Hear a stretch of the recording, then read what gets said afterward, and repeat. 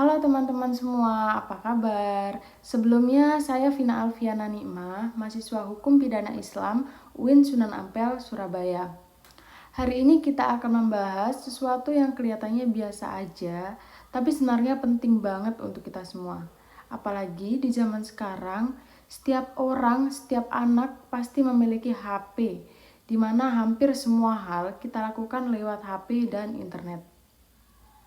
Coba pikir sebentar, berapa jam sehari kita habiskan untuk main media sosial seperti TikTok, Instagram, X, YouTube, atau chatting di WhatsApp.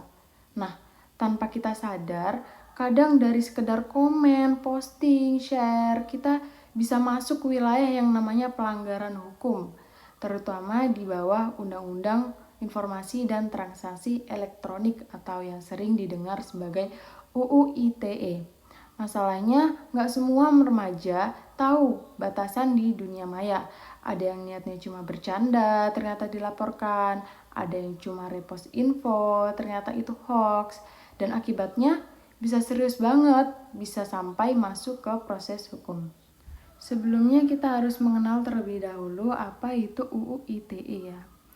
UU ITE itu kepanjangan dari Undang-Undang Informasi dan Transaksi Elektronik yang awalnya dibuat tahun 2008 lalu diperbarui tahun 2016.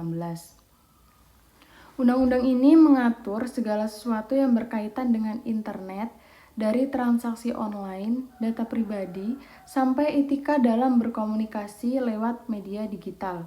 Jadi intinya, Undang-Undang ITE ini dibuat untuk menjaga agar dunia maya tetap aman, nyaman, dan tertib bagi semua orang. Yang selanjutnya kita masuk pada jenis-jenis pelanggaran UU ITE yang umumnya dilakukan oleh remaja. Di sini ada beberapa jenis pelanggaran UU ITE yang sering secara tidak sadar dilakukan oleh remaja seperti teman-teman sekalian. Yang pertama, pencemaran nama baik.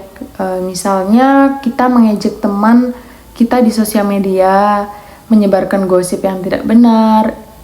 Nah, itu bisa dilaporkan sebagai penghinaan atau pencemaran nama baik. Yang kedua, penyebaran konten pornografi. Di sini kadang tanpa sadar kita mengirim meme atau video yang tidak pantas. Itu termasuk konten pornografi loh, dan itu termasuk melanggar hukum.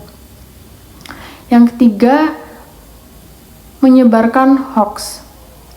Di sini seperti share berita tanpa mengecek kebenaran, juga bisa termasuk pelanggaran loh, apalagi kalau hoax itu menimbulkan kepanikan atau kebencian. Seperti itu. Yang selanjutnya, bullying ya. Bullying itu nggak hanya langsung ya, bisa melalui media sosial seperti menghina, mengejek, atau mempermalukan orang secara online. Itu bukan hanya tidak etis, tapi juga bisa dikenakan pasal dan melanggar hukum. Yang selanjutnya kita masuk pada dampak hukum bagi remaja ya. Jadi perlu teman-teman ketahui, anak di bawah umur itu bisa diproses secara hukum ya. Sanksinya itu bisa berupa denda, kurungan, atau pembinaan di lembaga anak.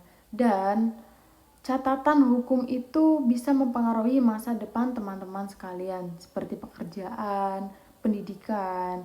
Jadi catatan-catatan kriminal teman-teman itu tidak bisa hilang.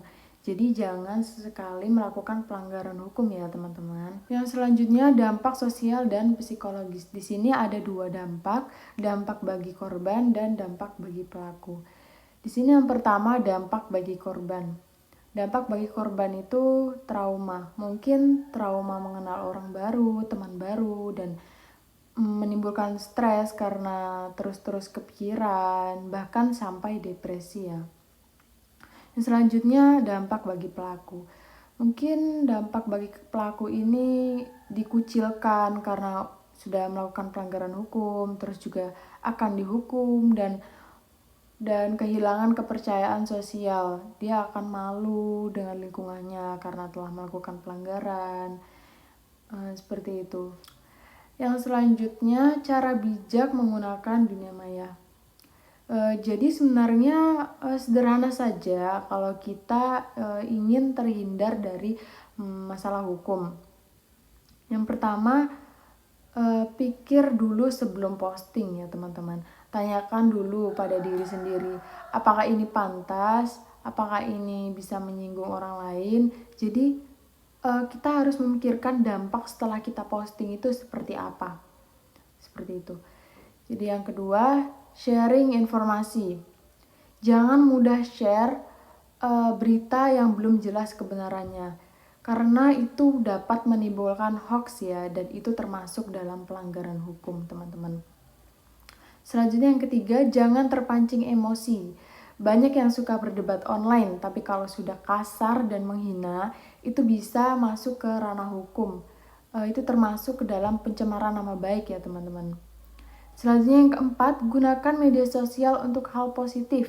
Tujukan aktivitas, bantu orang lain, atau bangun personal branding yang baik buat diri sendiri ya teman-teman.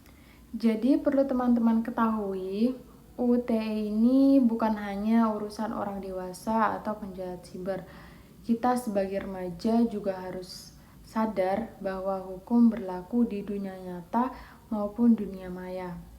Jangan anggap sepele setiap postingan, komentar, atau share yang kita lakukan. Mari jadi pengguna internet yang cerdas, bijak, dan bertanggung jawab. Sekian dari saya, terima kasih.